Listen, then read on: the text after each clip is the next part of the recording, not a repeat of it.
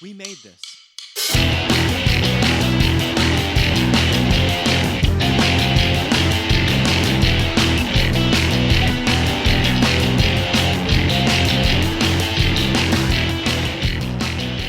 Hello and welcome to another edition of Pick a Disc. I am your host Matt Latham, and this is the podcast where someone picks a disc to talk about for whatever reason they want to.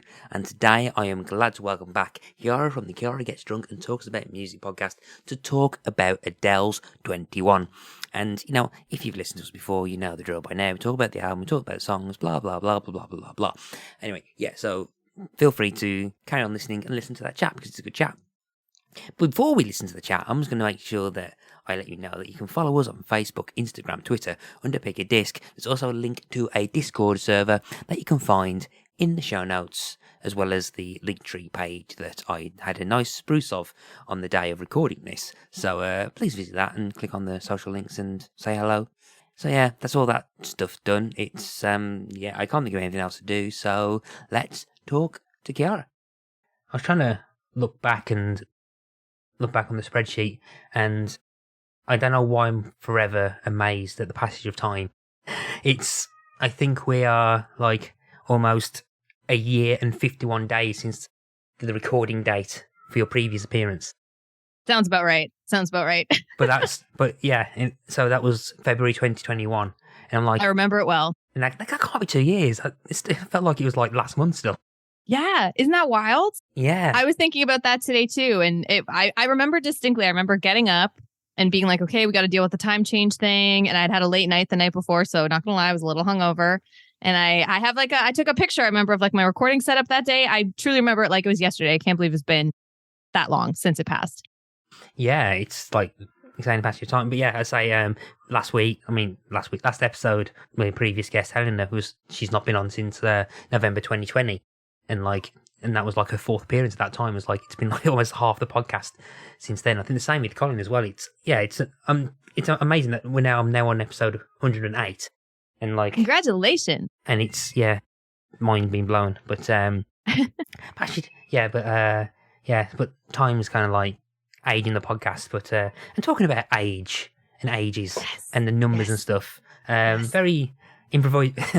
I like to say that was planned, but it wasn't. That's a good segue. Yeah, but so that wasn't planned. But talking about ages, let's talk about, you hear Kiara from the Kiara Gets Drunk talks about music, back again to talk about another album, and you're bringing an album, and in all sense of the word. But yeah, we'll talk about the impact of that in a second.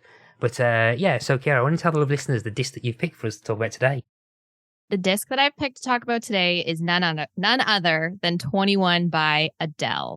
Yeah, 21 by Adele, released 24th of January 2011, by English College Adele. We'll talk about Adele in a second, but I want to ask, why have you picked 21? So, in thinking back, I picked 21 because I think this is probably in my top 5 records of all time. This came out, so like you said, in 2011. I was in high school, and I remember hearing it for the first time, and I just thought it was the most beautiful, heartbreaking, gut-wrenching record that I had heard in my 17 years at that point. And even though when I was in high school, I didn't really know anything about heartbreak, I had not experienced it, I felt like this album gave me a crash course in how you might feel when things don't work out with someone you really care about. And then, fast forward later in life when I did go through a breakup right before COVID, and this album was on repeat for me. It was very validating for all of the feelings that I was having. It gave me this sense of like community almost, that I wasn't alone in feeling the way that I was feeling. Mm-hmm. And it truly made me realize, I think, like in that experience, particularly, the power of music and songwriting, right? How even though I might not have been in Adele's shoes at that particular time, and she was not in my shoes, she knew exactly how I was feeling and how to communicate it. And it became so special to me, especially because of that experience. And I think it's going to go down in history as one of the most thorough and probably devastating albums of all time. So that's why I've picked it to talk about with you today. So hope everyone's ready to be sad. So you kind of grew into the album in a sense. So like you kind of clicked with it and like you fell in love with it. But then I'm assuming and feel free to tell me not to get as personal as well. But I'm feeling like as you kind of grew up and got into, you put life experiences to relate to the album, it kind of helped you deal with what happened, the kind of thing, and that probably gave you like a greater affinity to it. That's exactly it. Yeah, like the first time I heard it, I think I was more mesmerized by like Adele, like Adele's voice. First off, she's got powerhouse vocals, right? So in hearing how she's able to channel that into her songs and just hearing the lyrics and, like I was singing along to it when I was 17 on my way to school and, like blasting Someone Like You, like literally never had my heart broken before. And I was just like, you don't really get it. It doesn't really click.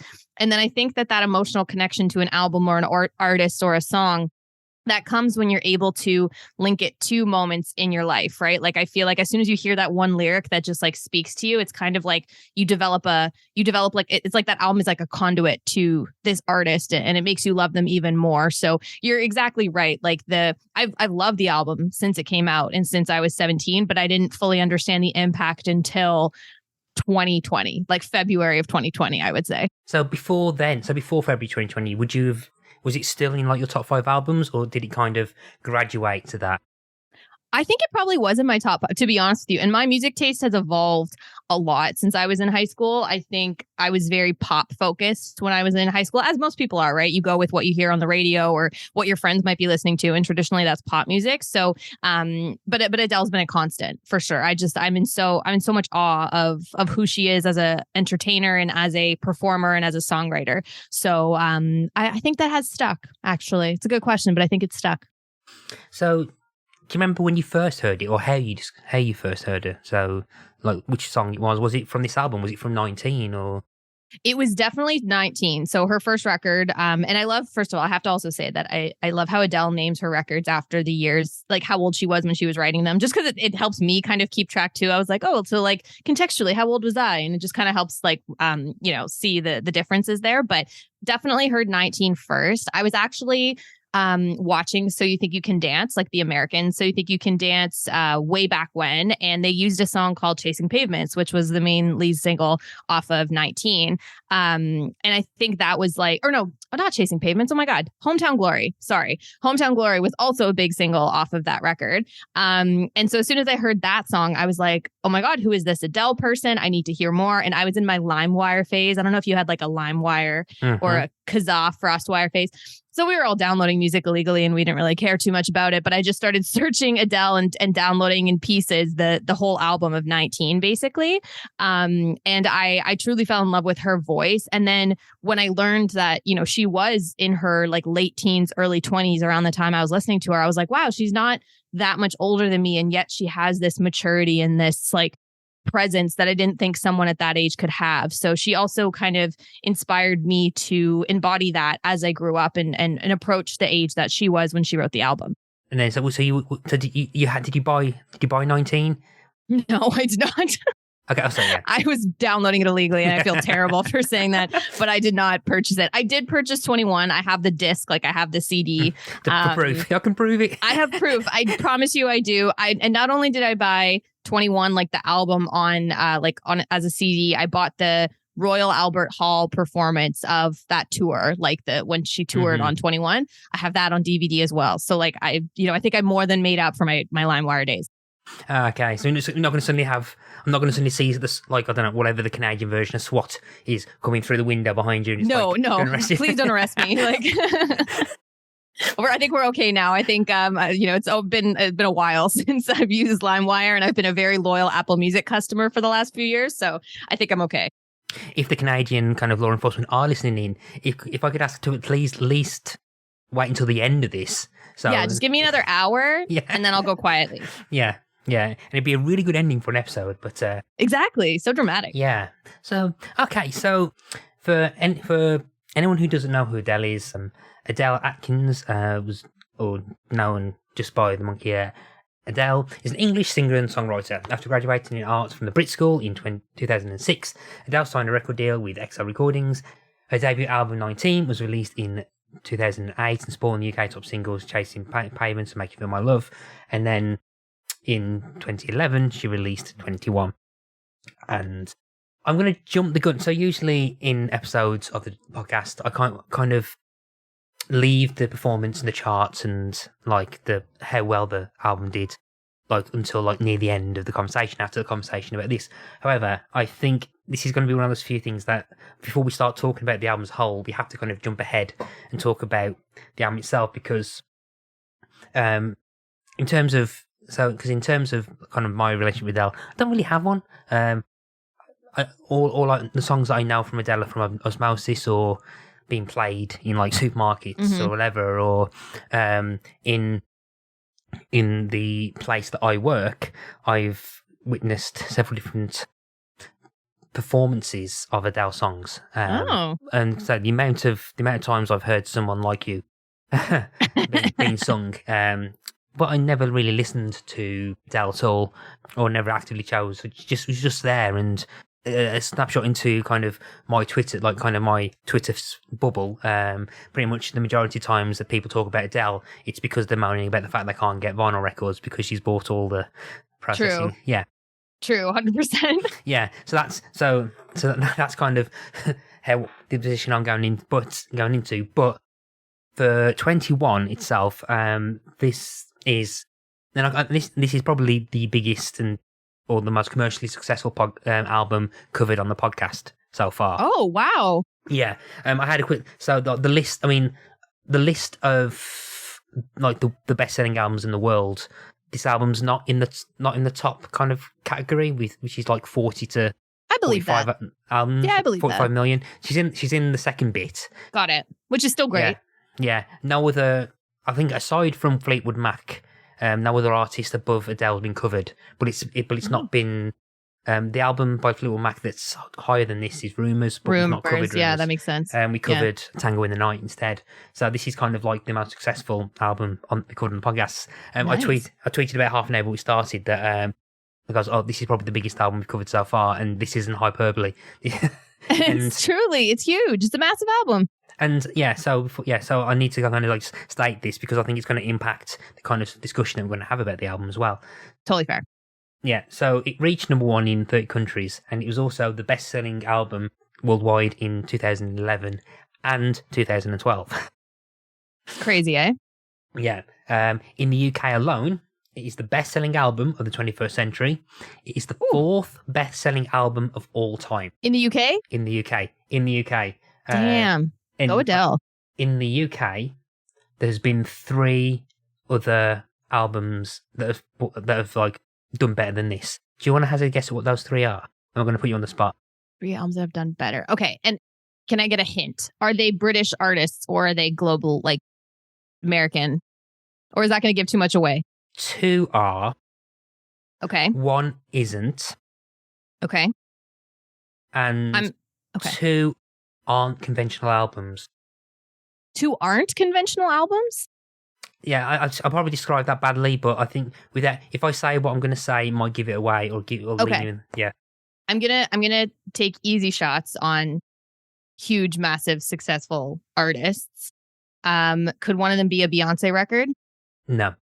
Taylor Swift record? No. So they're all, really? Two are British bands, one's European.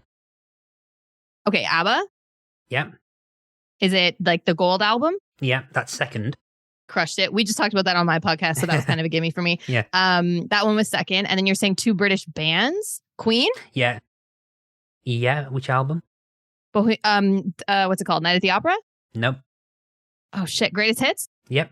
That's got so that's number 1 with 7 million. That makes sense. Gold by ABBA is 6 million, and as of August 2020, with the same approximate sold as 21, third is British band. Yeah, it is very obvious when you think about it. Okay. Now I'm like, shoot, what other British? I'm thinking British rock bands. I think you're going to kick yourself. Will I? Yeah. Okay, hold on. I'm thinking. I'm gonna give you a massive clue. A lot of people regard this as one of the best albums of all time. It's been number 1 in a lot of different charts, in a lot of different opinion pieces. I feel like I am going to kick myself, and now I feel like an idiot. One of the best albums of all time? Oh, no. I kind of feel bad for springing this on you now, but you know what? No, it's okay. I think I've done well so far, so I'm not super embarrassed. Yeah. I'm just like, for some reason, the band I want to say, I can't remember if they're British or not, and I know that that's terrible, but it's because I probably associate them with so many American things. If I give you the city they're from, I think you'll get it. Okay, hit me. Liverpool. Oh, the Beatles? Yeah. Oh my God. That wasn't even on my radar. I was like, oh my God, that's so embarrassing. Okay, thank you. Yeah, the Beatles. Yeah. That makes perfect sense. Is it the White Album or is it Abbey Road? What is the Sgt. Pepper's? Sgt. Pepper. Okay. Yeah. Interesting. Yeah. Which is wow. Okay, made it through that one. Yeah. Which I'm not going to go on a tangent, but I have opinions on Sgt. Pepper's, which no one's picked it for the podcast yet. But one of these days. One of these days, yeah, because I have opinions on the album. If anyone else is interested, Adele has beat. 5th is What's the Story, Morning Glory by Oasis. 6th is Thriller by Michael Jackson. 7, Dark Side of the Moon by Pink Floyd. 8 is Brothers in Arms by Dire Straits, which... Oh, wow. Which is, yeah, I mean... That's very surprising, actually. Yeah. Number 9... Dark Side of the Moon, I was going to guess, actually, by the way. I couldn't remember if Pink Floyd was British or not, though, because for some reason I always get them confused with Led Zeppelin, and I don't know why, and I know that's terrible to say, but I was like, wait, I couldn't remember, so... Oh, it's fine. I couldn't name a member of Pink Floyd. I think. I couldn't. I think. Is Sid Barrett a member of Pink Floyd? I can't remember. People are shouting at me. People are shouting at me, going, "What the hell, Matthew?" I know. Yeah, but further down in this list, in 12th place, and I'm going to mention this now because it's kind of relevant. Back to Black by Amy Winehouse is 12th. So, and 25 is 14th. Wow, she's got 2 on this list. Yeah. Under 20. That's fantastic. Yeah, I'm trying to think. Is there actually anyone's covered on the podcast in the past that Coming Over by Shania Twain is 15th. Oh, didn't realise it was so that much in here. Canadian representation. Yeah. Back to Bedlam by James Blunt is 18th, which I actually really like that record. That's a good record. Which has been an episode of the podcast, but it's been the 25th episode of this podcast that I did. I did it as an experiment where I put 4 albums on Twitter to vote on what to listen to. So basically, it's like a director's commentary. So I've just played it in the background, and it's just me talking about it for the duration of the album as I'm listening to it. So like, if you play it at the same time, it's an episode of the podcast that was an experiment that failed badly. But hey, you tried it. That's all that matters. Yeah, from this list, I can't think of any going down. Nothing apart from that's been an episode of the podcast. Well, not Tango in the Night, 54th. Oh, there you go. Yeah, but yeah. So the ones of interest is, I think, 25 being at 14th and 12 being Back to Black, Amy Winehouse, because as we shift to talk about the album itself, when I was reading about it, kind of feeling like it's kind of like a successor to the sound of this British soul renaissance that was happening in the late noughties, and that was kind of like started with like Joss Stone or Duffy or Amy Winehouse. And as soon as I saw that, because I've only listened to the album about twice, second time I listened to the album, I couldn't get Amy Winehouse at my head when I was listening to it. Yeah. So, so it's very, very, very, very, very big album. To the point that I think I didn't realise just how successful it was until my initial research. So I was looking for that list. I was like, okay, this is a biggie. Yes. I mean, how well? I mean, I couldn't find. I didn't see much in terms of how it did in Canada. Do you know what it was? How well it did? You know, I don't know off the top of my head. I do remember that she's pretty in demand, like in Canada. And the reason I say that is because I tried to get tickets to her show. And this is, mind you, over 10 years ago, right? Before like the debacles of Ticketmaster have even occurred. Like, and it was sold out so fast when she came and toured for 21 here. So I can't tell you the commercial performance, but I have a feeling it was quite successful, I would imagine. Okay. So, So, and for the album as a whole, the album is kind of like, is a of breakup album. Yes. It wasn't intended to be, from what I gathered from the writing sessions. It kind of just naturally happened due to what was happening in her personal life. So apparently, in 2009, when she was 20, she was recently embarked on her first serious relationship with a man 10 years her senior, and began composing the follow-up album.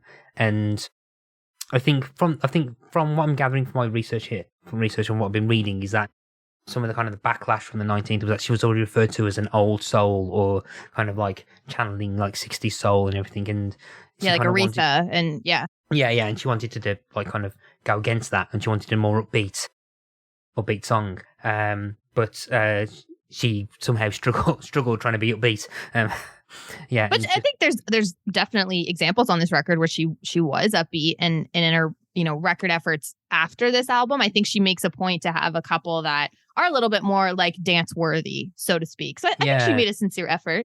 I think she, and I think like she was trying to get more like less as in upbeat, as in more kind of positive, rather than just like kind of fair. kind of mopey. Which unfortunately, I think she only had one song that, during that thing that she was happy with, and that was "Take It All," which was apparently very similar to 19, which I've not really listened to 19.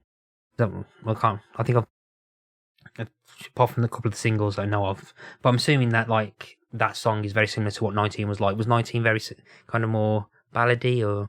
Yeah, 19 is definitely very ballady. I think like the songs that I love the most on 19, obviously, Chasing Pavements and Hometown Glory, you already mentioned. Oh my God, Make You Feel My Love. And then she's got like First Love is on there. Like it is more ballady focused. I understand when people are saying she's kind of an old soul, but at the same time, I'm like, who cares? Like, that's how she sounds. Like, that's how she writes songs. And Amy Winehouse, it was the same thing, right? I think Back to Black came out in like 2006. Nobody was ready for that voice and the, the kind of richness of how she could sing, and like how like the timbre of her voice, so to speak. So I don't think that that's really a fair criticism in my mind, because I'm like, you can't change. If that's your style, and if no one else is doing it exactly like that, why wouldn't you try and capitalize on that at the same time? So while I see similarities in some of the ballads, it's kind of what I expect as an Adele fan. Like, I'm not going to Adele to like give me like a pop hit. I'm expecting that she's going to like write something super raw and real, and it might make me cry. And so I'm okay if I'm listening to the record and it's mostly ballads. I'm good with that. Yeah. Like if you go to an Adele concert and you're not in tears afterwards because I want my money exactly. back. It's like, did you really go? Like, come on. 100%. I'm in tears just listening to the record, like in my condo alone. So yeah. But yeah, apparently she'd written "Take It All" during difficult moments in her then 18-month relationship, and it's ended shortly after she first played this song to her boyfriend. Heartbroken but musically stimulated, Adele channeled that rush of emotions into her music, crafting songs that examined her failed relationship from the perspectives of a vengeful ex-lover, heartbroken victim, and nostalgic old flame, and thus 21 erupted. Yes. And I think what I find quite interesting I think the biggest thing when I was reading into this as well, I mean, for one, it's quite interesting when I'm doing this. My first go-to is always Wikipedia, which all my university lecturers will frown at me for. But you know what? Yes. As a start-off point, it's a lot better than it was in 2008. The big thing that come out is that like kind of the producers that she worked with. And the one that jumped out to me, which I blew me away for a second, was that she worked with Rick Rubin. Oh, really? Yeah, that's actually surprising, because I always I always associate Rick Rubin with like the Foo Fighters. That's kind of like where I first started hearing about Rick Rubin. Totally different sound and style, by the way. So interesting. Yeah, Rick Rubin produced "Don't You Remember," "One and Only," "He Won't Go," "Love Song." And then I think on the bonus track on the iTunes, "I Found a Boy." So yes, Rick Rubin basically produced some of those songs, and I was like, okay. That's some star power right there. I mean, Rick Rubin's also not the most conventional producer, right? Isn't he like, he's like a barefoot kind of feel the beat in your heart type of hippie dude. So it's just funny that this is the album that he worked on with her. Yeah. In fact, some of talking about the kind of the unconventional, there are stories again, and there's a whole section on the sessions with Rick Rubin. I think with like also Greg Wells and Dan Wilson as well. But with Rick Rubin, basically, where's the second here? Because there's a bit interesting bit in terms of the recording that I found. Apparently, Rubin had attended many of her shows throughout 2008 and 2009, and after a Hollywood Bowl performance, approached her to compliment on her live sound. Oh. And when they met in Malibu, he attempted to capture her live show across her record, assembling a team of musicians, including drummer Chris Dave, drummer Chris Dave, guitarist Matt Sweeney, James Poyser on piano, Pino Palando on bass, to contribute live instrumentation. But basically what he ended up doing was that he relied on the moods and feelings behind the music itself to guide the instrumental and melodic arrangements of the songs. So he isolated the singer in the studio and encouraged her, as well as his team of musicians, to approach the production process with more spontaneity and less restraint. The singer even recalled moving the musicians and production team to tears while recording some of the songs. Oh. And in an interview, he commented on the nature of these sessions. Her singing was so strong and heartbreaking in the studio. It was clear something very special was happening. The musicians were very inspired as they rarely get to play with the artist present, much less singing. Today, most things are recorded as overdubs on track. This was truly an interactive moment where none of the musicians knew exactly what they were going to play and were all listening so deeply and completely to figure out where they fitted in. All of the playing was keying off the emotion of Adele's outrageous vocal performance, which I think was quite interesting when you think the different layers of different instruments in this weren't actually written. They were kind of like, to me, that reads as those half improvised. Yeah. There and then to join it. So it was more like it was natural. Like a jam session more building in stuff, which I find quite interesting because there is a very kind of lounge singer feel to the album. That's a really great point. Yeah, I would agree with you on that. Yeah, feel to the album, which linking.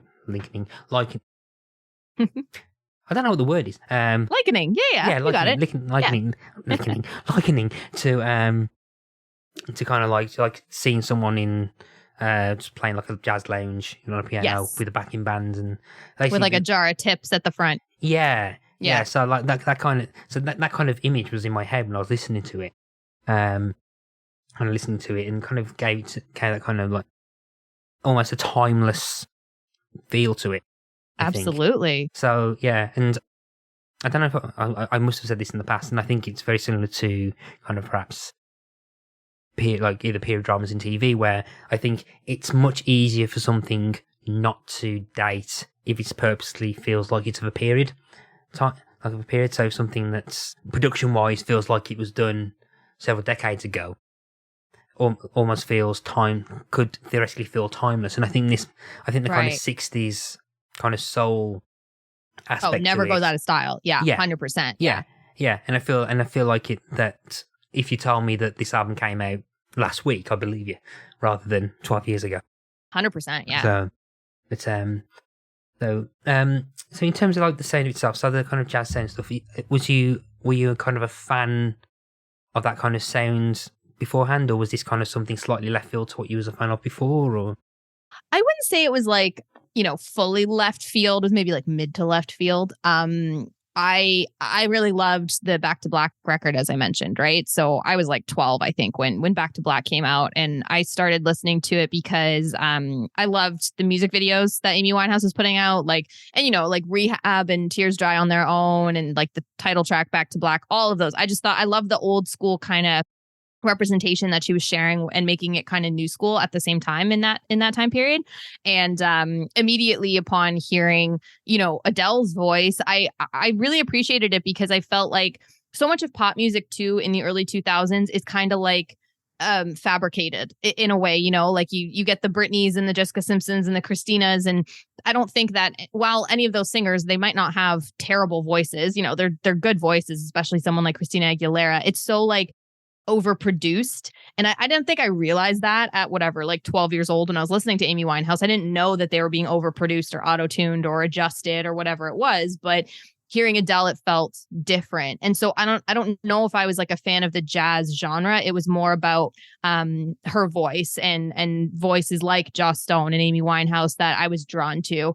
And the style just kind of fell into place after that. Okay. So, and I think, did this lead you on to other kind of artists Um, of a similar vein, or you know what? That's a great question. I definitely stuck with out of all of that kind of like you were saying that like kind of moody British invasion, so to speak. Mhm. It was definitely Amy and Adele that I stuck the most closely to, but it did give me a greater appreciation for some of the more older school voices. And it as I continued on my like music journey, I always felt inclined to go back and think, okay, like maybe I like this artist, but who inspired them? So someone like Adele is very inspired by Aretha. So then what can I learn from listening to Aretha records? Or if I was listening to like a current day rock or someone like, I don't know, Avril Lavigne, let's say, again, Canadian representation. What can I learn from someone like Chrissy Hynde? Like there was like those connections that I made because I know that when I was listening to some of the younger artists coming out, it wasn't necessarily their style that they were paving through. Someone had kind of given them the runway in order to do that. And so it definitely made me more interested in finding out more about those singer-songwriters. for the context, this is probably the longest Wikipedia page. There was a lot of information on there. I agree with you on that. When we jump to the songs are about as long as the like individual songs are as long as the flipping. It's a big record, man. Yeah. This is what happens.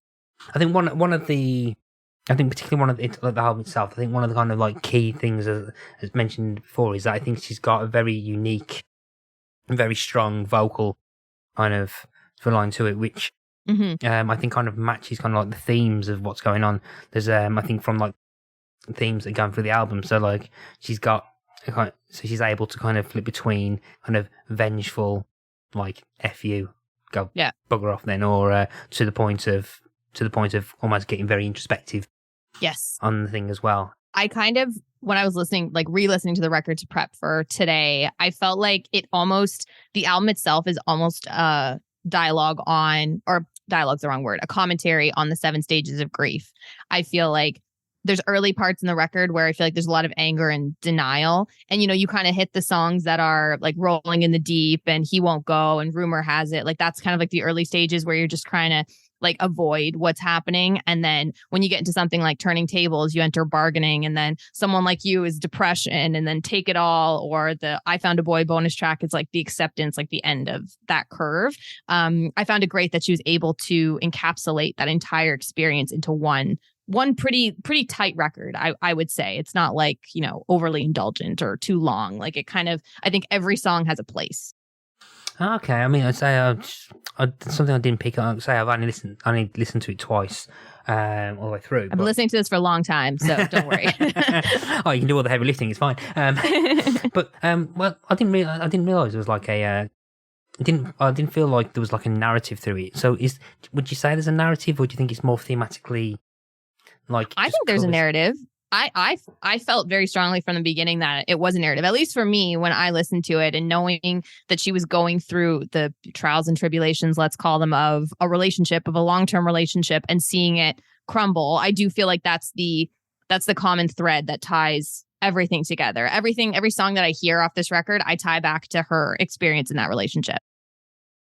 Oh, okay. So I think let's go into some of the songs then, because so let's go into the songs. So where do you want to start us? Where do you want to start from? So I'm going to start with a song that personally meant a lot to me when I was going through my own breakup, which is Don't You Remember?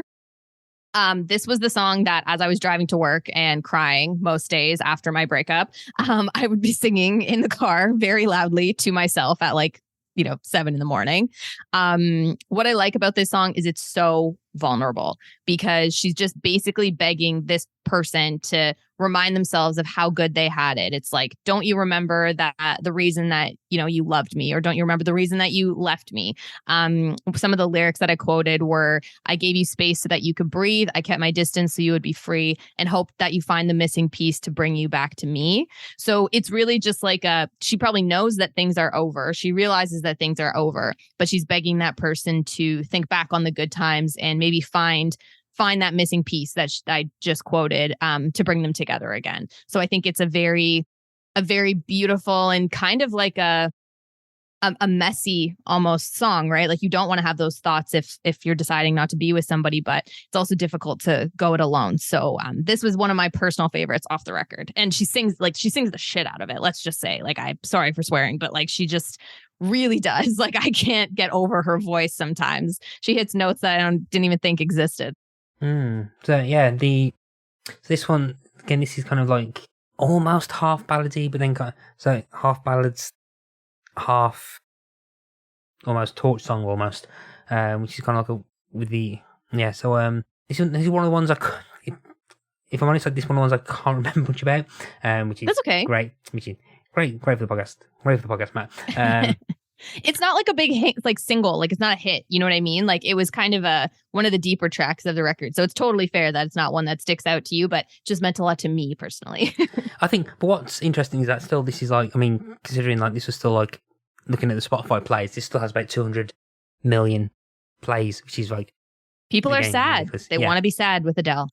As you talk about kind of like different stages of grief and stuff, and is it this? And I've never thought about that until you mentioned that. So this feels like it's like either almost very kind of almost immediate reaction, very denial,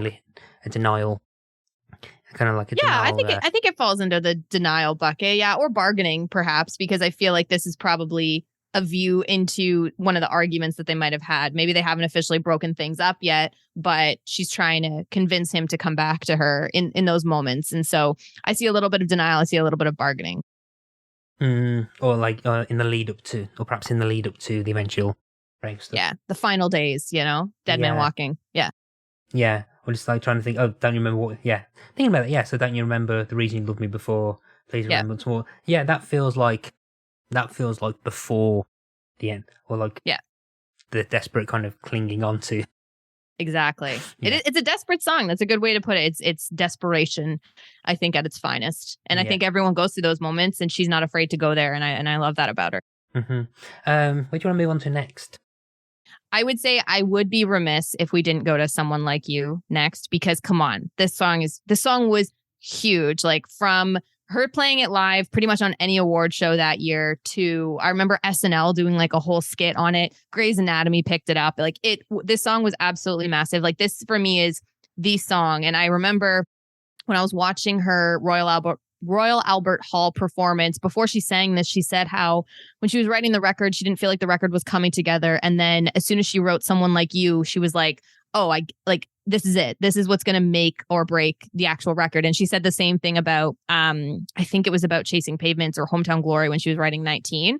I think this song anchors the main theme, which is heartbreak of the album, at least to me. And it's like, you've left, we're over, you found somebody else, which is like the worst experience you can go through right after a breakup, is like you lose the breakup because the person that you loved is now happy and moved on and you're still alone. So I need to try and find somebody like you to replace you with, basically. It's so gut wrenching. It's so just open and honest. And like, as soon as you hear the like, never mind, I'll find, like anyone can sing along to that. Anyone can kind of jump in, whether jokingly or serious. It's got this great, I hate using the word hook because I usually refer to that in like upbeat, catchy songs.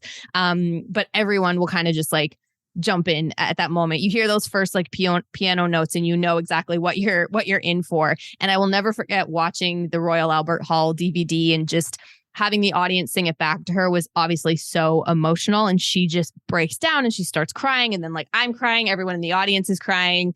It's like peak Adele for me, watching her sing this song in Royal Albert Hall to an audience of fans who do love her, but not in the same way that this person did. You know what I mean? It was just everything. So good. Yeah, this is one of the songs that I was quite aware of beforehand. Again, I've heard so many covers of this. I'm pretty sure that I've perhaps heard, pretty much like early support acts where it's just someone with a guitar cover this. It's up there, but it's not as annoying as the amount of times I saw people cover 18 by Ed Sheeran. That's definitely, I would agree with you on that. I'm pretty sure I've heard quite a few different covers of this. But I think in terms of, I mean, one of the first things that kind of struck me was that it's the last song on the album. It's one of the biggest, like one of the bigger songs from it. Actually, it might be is it the most played on Spotify? It's got to be, right? Yeah, it's 1.4 billion. Rolling in the Deep is 1.3. So yeah, so it's the hit. Is it? It is the hit. Like if you think Adele, this is where your mind goes. Yeah, I mean, yeah, I was having a quick look as well. Yeah, it's a most listened to song on Spotify. Yeah. I just find it funny because you were saying how, like, you know, you kind of, I imagine too, especially being in the UK, this is a song that like you'd just be shopping in Tesco and it would be playing. And I just think that thought to me is probably not what Adele had in mind. But yeah, I think that that's really ironic in that moment, that this like pure, like she's like ripping her soul to shreds and you're just like buying cereal, you know, like it's just really funny to me. Actually, saying that, I'm pretty sure "Rolling in the Deep" has been played on the Morrisons' playlist, because I'm pretty sure in the past couple over few and weeks, over again on the past few weeks. It's either that or it's something that I've just known, or it's something like it's one that it's quite a few times in the notes in certain songs get picked for the podcasts. Like you'll sometimes catch or recognise that it's an artist. Oh, I've done a podcast episode about that, or I'm about to do one of them and stuff. But it's kind of like suddenly when you buy a new car and it's a different colour, and suddenly you notice a lot more cars of that colour on the road. Yeah, the Bader-Meinhof effect. Yeah, exactly. Yeah. But yeah, it's like, I think "Rolling in the Deep," I'm pretty sure I've heard more times show up in like Morrison's or Tesco's or anything. But purely because I think if you try to play someone like you many times, the employees will probably get.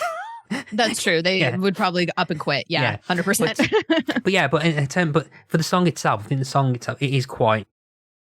It has that kind of memorable stuff. I mean, like, again, I can't remember the song. I kind of remember particularly performances of it, and it's just one of those songs that kind of stuck in. Like, even if you've not really, like me, don't actively listened, you have never listened to or actively listened to Adele.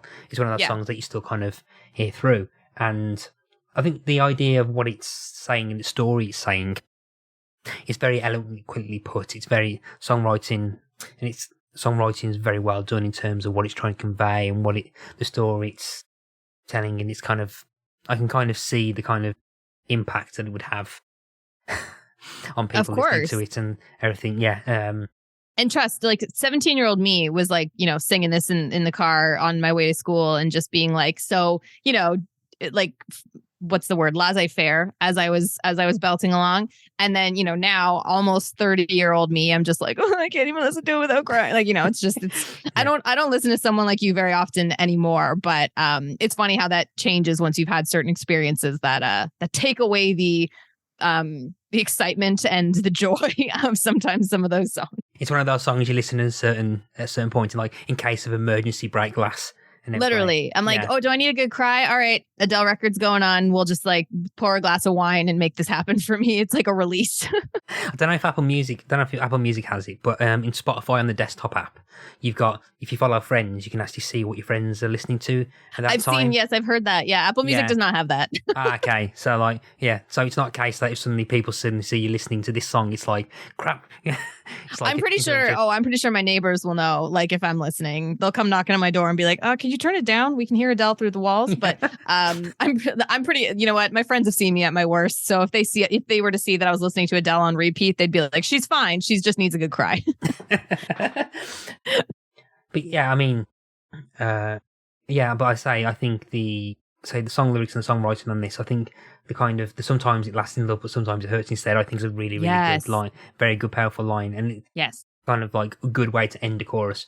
Again, as you said, the kind of, the quote unquote losing the breakup, which she lost the breakup. Yeah. Yeah. Sucks. Kind of like, I mean, I'm very kind of very weirdly, I've just started watching on Paramount Plus, Flat Share, which, I don't know if you've seen it or heard of it or anything. It's basically, no, I haven't. Yeah. Basically it's like I'm not going to, but it's like basically someone who kind of breaks up with someone and has to who kind of lives in this weird flat share thing where the kind of multiple occupancy, kind of like, she'll have this flat between 8 p.m. and 8 a.m. and this guy, and they don't meet and stuff. But at the very start, she kind of broken up with her boyfriend or the love of her life, but he's immediately going somewhere else. So Right. so the first episodes are kind of mopey and stuff, and kind of mopey, kind of heartbreak stuff, and it's pretty much this song. So like, Yeah, 100%. yeah. So pretty much, yeah. So that I was watching. Yeah, I was watching the first half of that series last night. So if Paramount Plus want to, I don't know, pay me for promoting that TV show, feel free. Yeah, let's get the sponsorship up in here. Absolutely. Yeah. But then thinking about that, the amount of kind of TV tropes and kind of TV characters that kind of express or have that, where the main character is pretty much going through this as well. And I was, thinking about that when I was watching it last night, going like, yeah, this is someone like you. Yeah. So it's like a universal kind of like way of describing that trope and stuff. And again, I feel it wasn't the first single from the album, was it? It was. I think Rolling in the Deep was probably first. This might have been like the second, but it was like, I would say it was more like poignant and maybe more memorable. Rolling in the Deep is great. Don't get me wrong. I love that song. And I remember hearing that song everywhere too. But I think Someone Like You has the staying power. Yeah. And again, I think I find it amazing that it's the last song on the album. Like, so. Before the bonus tracks, but still. Yeah. Yes. But yeah, or at least it's the intended end to the album anyway. So it's the last song that you hear where you go back, before it loops back to Rolling in the Deep. But and quite interesting, like it's not front loaded near the top. So it like stuck to the guns and put it at the very end, because it feels like the kind of bookend. But then again, on a marketing perspective, having the second single be the last song on the album and the first single being the first song on the album, interesting way of doing it. Yeah. But again, I think it's laid out like the narrative of her relationship. Rolling in the Deep is that like kind of anger, denial. We could have had it all, right at the beginning of where the cracks start to show in the foundation, So I think it makes sense. I see what you're saying from a marketing perspective, and but again, as someone who owns this record on compact disc, I appreciated it, and I will stand by it. I will defend Adele to the ends of the earth. So what song do you want to move on to next? So I think the last one that I really wanted to call out, which is funny because it's actually not written by Adele, but it is a bonus track. So am I allowed to talk about a bonus track? Is that okay? Yeah, you feel free. I've not listened to the bonus track, so but that's okay. I will tell you about it, Matt. Yeah. So this song is called Hiding My Heart, and little known fact, and I say little known because I operated for most of my life after hearing this record thinking it was an Adele song. Turns out it was actually written and originally performed by the one and only Brandi Carlile, who is so talented and just an amazing guitar player as well as singer-songwriter. And so this cover, Hiding My Heart, was featured on Adele's album, but it's also featured on an album called Cover Stories, which is basically different artists covering Brandi Carlile's tunes. I think it's so beautifully written, and I have to give props to Brandi Carlile for that. And I have a personal connection to this song because it's one of the first songs I ever learned when I was learning how to play guitar, and one of the first songs that I felt really confident playing to other people. And to me, it's a song about being hurt and feeling like you need to protect yourself. So in saying hiding my heart, it's kind of like going into new relationships or new experiences with people and being a little bit like tentative, not wanting to jump into things too quickly, and basically acting out self-preservation. And as someone who's been on and off dating apps for a number of years, I understand that sentiment very well. And it just blends seamlessly into the record. Like you said, you hear Someone Like You. I feel like the whole record is kind of wrapped up and then gets into the bonus tracks. And I feel like it's almost like it was a tangent that Adele had or that she wanted to go on, but it didn't fit in the 12 song track list. But I love that she included it on the in the actual CD version, and I think like you said, the iTunes version. So it's one of my favorites, and I just love that it's two of these powerhouse female singer songwriters combined in one song. It's just fantastic, and I highly recommend you listen to it. Okay, so it's a case that like for you, the album doesn't end on Someone Like You; it kind of continues on post the bonus. Exactly. For me, so I will share with you. So for me, the album actually ends on the acoustic version of Someone Like You. It goes into it's 17 tracks total. So after Someone Like You, there's If It Hadn't Been for Love, which is a cover of the Steel Drivers track, which is not my favorite, if I'm going to be honest with you. But then there's a bunch of live acoustic songs as well. So when I listen to this album in totality, I'm waiting for the live acoustics to show up and hearing the crowd kind of like ooh and ah and all of that. So that's just especially for me, but doesn't end necessarily with Someone Like You. I think we've had this conversation before. Have we? Yeah. on your podcast when we talked about Sam's Town. Oh, because there's the live acoustic version of Sam's Town, right? No, the CD that I had for that after Exitude, it's Where the White Boys Dance that was on the UK. And and I had never heard that one. You're right. Yes. So we had that kind of conversation about bonus tracks, I think, on your podcast, which you can listen to on all your podcast episodes. And see, now it's my turn to bring a bonus track that you've never heard. Yes. So now we're even. Yeah, yes. There we go. Yeah. You waited like 2.5 years to... Done. Yeah. Done. Now we even. But I think that's quite interesting. Like, and I think it's a whole conversation that we probably go for 20 minutes on. We're not going to go too much into it, but the idea of personal connection to an album, that bonus tracks link onto it and stuff. It's like Blood with My Chemical Romance. It's the same thing. It's like if you had the record, you knew it. If you didn't have the record, you didn't. Like it was like you felt special kind of knowing it when the masses did not. Yeah, and I think I just want to double check something. I'm pretty sure the one that I always forget is a bonus track. I Found a Boy? No, I was thinking of another album. Oh, sorry. I was thinking, but I've always assumed. No, okay, it is an actual track. Okay, ignore me then. I was just going to say I was pretty sure that Alfie from Lily Allen's debut album was a bonus track, but it's not. Oh yeah, I was going to say. I'm like, I remember it. Wasn't that a single? I remember watching the music video for Alfie. Okay, okay. But I've always assumed that it's a bonus track. But what am I thinking of? I'm thinking of something else. You know, I think I might getting confused with Made of Bricks by Kate Nash. I'm sorry to derail the podcast, but I need to kind of. Okay. Is it Little Red? That's the bonus track. No, it's not. It's just the fact there's a massive, massive gap in the last song. Ignore me. Secret. Yeah, secret track rather than bonus track. But So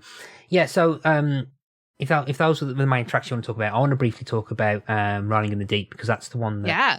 Because I also remember that's the one I remember that. Again, my fourth attempt at joining TikTok. I've like last week, and I think I finally got it to only kind of give me music related stuff now.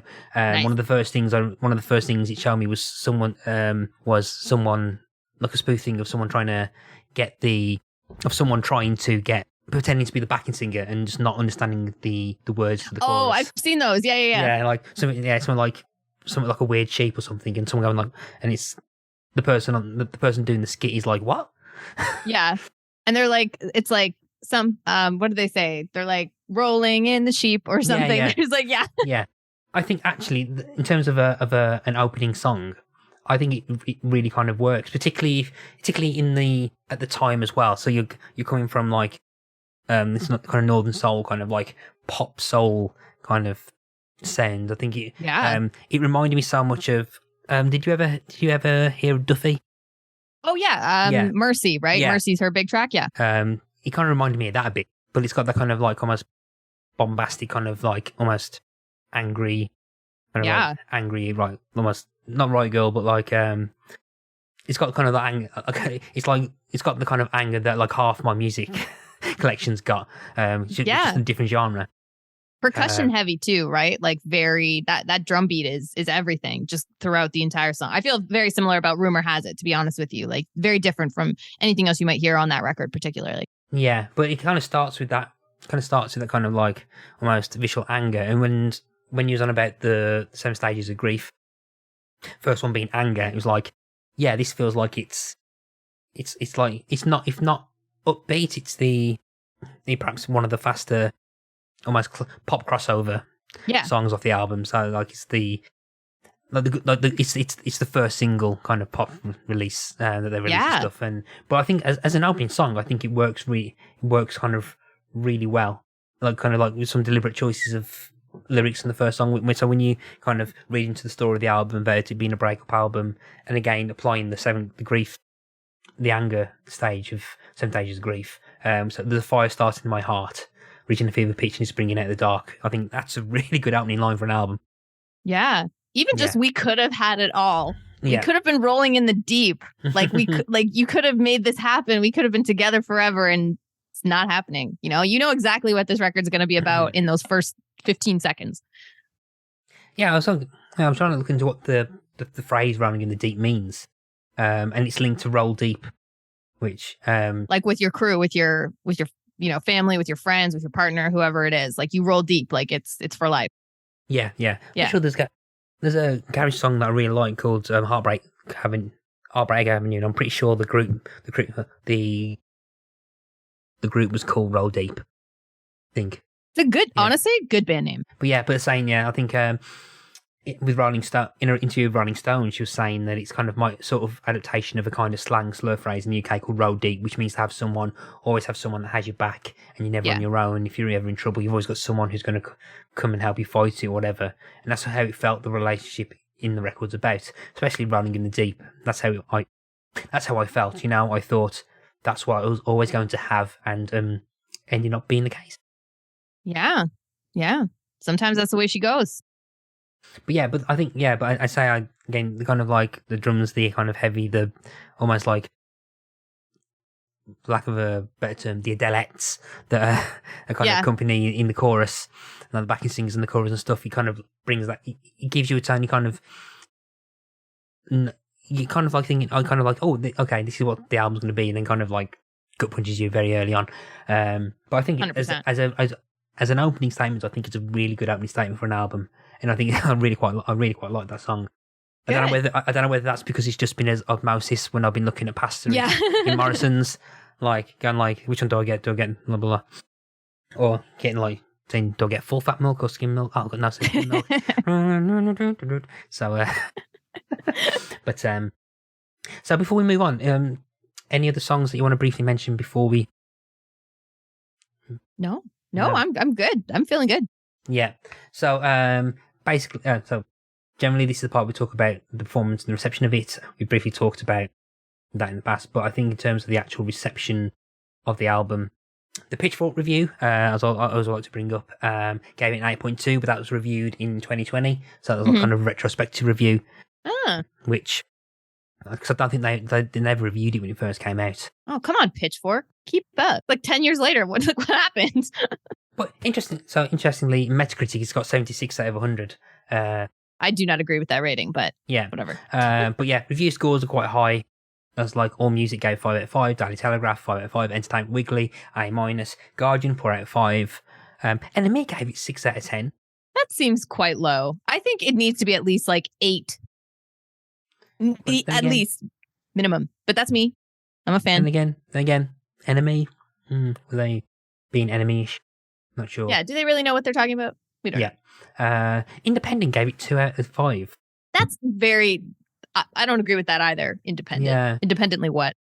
I'm just curious. Okay, so looking at the NME review, just out of curiosity about why they've given it that volume. Adele 21 is front-loaded like a steamroller, sent a flat enough memory of her debut with rolling gospel thumper rolling in the deep, and rumour has it. Wow. Rude. Those are 2 of the greatest songs. So how dare you? Number 1. I have many questions. Number 1, how dare you? Who reviewed this? I'm going to email them personally. A Swamp Song, so perfectly shadowed with David Lynch, might be fond of it. They're light years ahead of the supermarket brand her Adele bled all over 19. Oof. Whoa. Oof. Wow. Okay. It just seems like someone has it out for her. To be honest with you, I'm sorry. That was not an objective standpoint. Yeah, but I'm curious to what the independent review was saying, because I'm quite curious about, because that review sticks out like a sore thumb across all the other scores. So 3 years on from her 19 debut, 21 finds Adele feigning maturity. I was a child then, she claims in I'll Be Waiting, though in many cases here that apparently involves a sad capitulation of the kind of dreary ballads that overwrought delivery that does her a few favours. But hello, she had been through a major life experience. I think that warrants a bit of a growing up and looking back on maybe the child that you were. Like, I disagree. I wholeheartedly disagree. If Adele's listening, just know I don't feel the same as NME or Metacritic or Independent or whoever else. Oof, I don't. Ooh, ow. Okay, I'll just read the rest of that review. I don't know if I'm honest. I don't know. Don't even tell me. I'm just gonna be angry, Matt. Don't even tell me. Yeah, I think there's a reason that it's on. There's a reason that the review is only accessible by the Wayback Machine. Yes. Aside from that, quite a lot 4 out of 5s, 8 out of 10s, few high full marks from places. Did quite well, I think. But I think but again, as I said, the commercial performance of this album is ridiculous. It's not as I said, it's not hyperbole. I'm saying it's one of the biggest albums of all time. Mm-hmm. Mm-hmm. Yeah, so it's massive. Yeah. 34 million worldwide, I think. That's wild. That's impressive. Got to give her props for that. Yeah. Where's that list actually? Where's the world? Yeah, it's just just like, for example, Celine Dion, the Dirty Dancing soundtrack, Jagged Little Pill, Bat Out of Hell, Bad, Led Zeppelin 4, all slightly above it in the one section, but then in the table above, that's where you got your Thrillers, your Back in Blacks, Dark Right. Side of the Moon, Coming Over, Rumours, Night Fever. Those are the 40 plus. Those are the 40 plus. So it's currently in the 30 to 40 million range. It's in the League Still One. a great result. Absolutely. Yeah. It's in the champion for any British football fans. It's in the championship of the tables, which I actually get that reference. I understand. It's not Premier League, Championship League. Most likely Aston Villa have been trying to fight it for years. So Poor Aston Villa, man. Yeah. I'm a fan too of Aston Villa. Yeah. And that's the end. Anyone who's not interested in football, that's going to be the end of any Birmingham-based football talk. Done. Yeah, we've got it out of our system now, and we're good. Yeah. Have you ever seen Adele live? No, I wish I have. I, again, tried to get tickets on the tour for 21 way back in the day when I was in high school. Didn't get them. I can't remember if she toured for 25. Like, that was like 2016, I want to say. But at the same time, perhaps I did not go and see her live at that time because I was graduating university and I was broke and I was in tens of thousands of dollars of student debt. And so probably also wasn't in my budget to go see Adele at that time. So haven't seen her live. I hear she's doing a Las Vegas residency and I follow her on social media. So I see a lot of photos and stuff. And that would be like my dream. I would love to go see her in that kind of capacity, but any live performance would do. Okay. So, but you said have you watched live? You've watched live performances? I have watched pretty much any performance she's done live somewhere. I have YouTubed it, guaranteed. I have watched it because I just feel she makes me feel so many things, so many emotions, and I think watching her do it live it's another experience to tack on to just listening to the record. So I seek out those opportunities when I can, but actually live in my life, I have not seen her. So people listen to this album and want to perhaps listen to another album next. Where do you recommend they go next in Adele's discography? Ooh, great question. So if you start with 21, I would probably say that 25 is the next logical step. I actually feel like there was I really love when the sophomore record that an album puts out is a hit. Even though it puts so much pressure on the band. But I find like album one, you're kind of finding your footing. You're figuring out how you want to present yourself to the world. Sophomore album, if it's done successfully, you've been able to show that to the world and you found your niche, let's say, or you found your calling. So there's a lot of pressure on that third record. And Adele was in a very different place in her life when she released 25. She had a kid, she was married. And so the songs are different, but it still captures what I love about Adele, which is the vulnerability, her willingness to share her experiences and have it resonate with other people. So I would say go to 25 next. Yeah, I wouldn't move backwards. I would say stick with grown-up Adele at that point. Okay, grown-up Adele. Any reason to avoid 19, or is it just to? I would never say avoid 19. I think 19 is a great record, but I personally think that I feel more and I get more out of 21 onwards than I do 19. I look back on 19 as a very different Adele. Yeah, so don't avoid it. Maybe give it a few listens, but 21 and up, I think, would be my recommendation. Okay. So here for the big question now, which is the song for the playlist. Now, for anyone who's not listened before, what this is, I'm going to ask Kiara to choose one song from this album to be immortalised forever on the Spotify Hall of Fame playlist. So, Kiara, which song are you going to pick?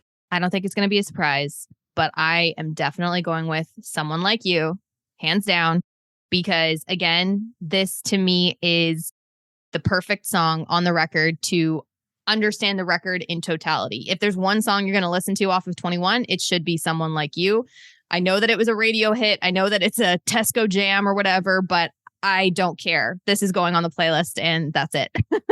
Okay, so Someone Like You joins the ever-growing playlist, which I think, and so it follows the second, so it follows This Must Be the Place, Naive Melody, by the Talking Heads, which was picked by Helen. Nice. Episode. So, yeah.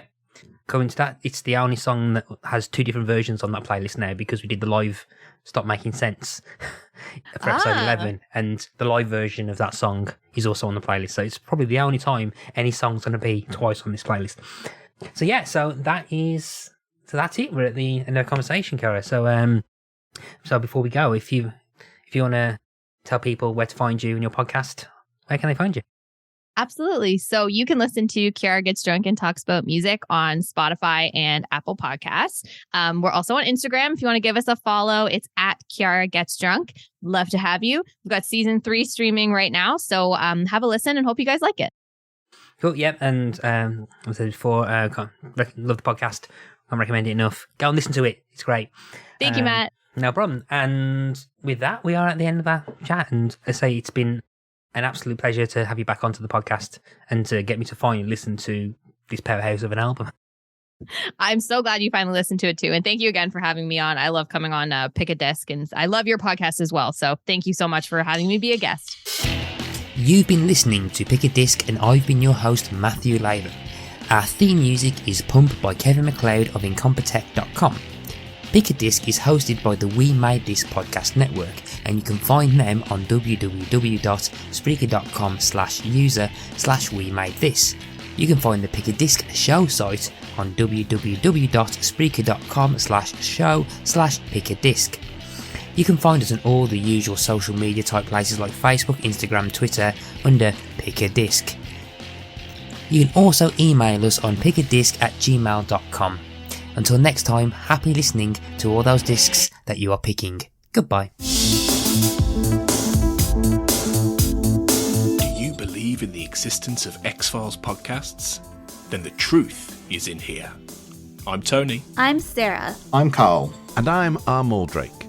And the X-Cast is devoted to all things X-Files, such as in-depth episode discussions. I love the 8th season being like, no, you're saying goodbye. And that's something pop culture doesn't do enough. Interviews with many of the cast and crew from the show. I had to audition repeatedly. I mean, I went in, I read for Chris and Frank. First I read for the casting director, Rick. And then I made it past that hurdle and read for Chris and Frank. Had a lovely meeting with them. And special roundtable chats, commentaries, and fun bonus episodes. But this is great. Mulder just having no idea what's going on.